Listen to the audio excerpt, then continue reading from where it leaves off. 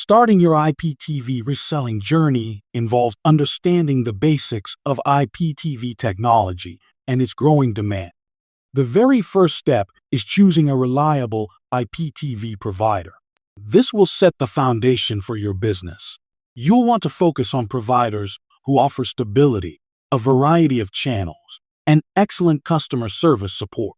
Next, ensure that you can get reseller packages that cater to different customer needs effectively. Setting competitive yet profitable price points is crucial.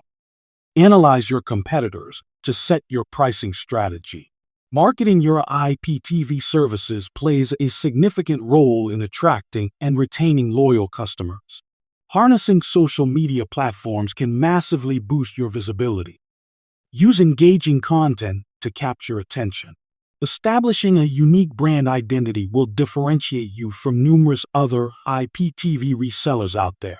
Customer feedback and market trends should inform your business decisions and product offerings.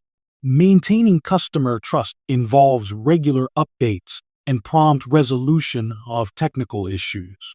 Anticipate common pitfalls like unreliable service or poor channel quality, and prepare contingency plans.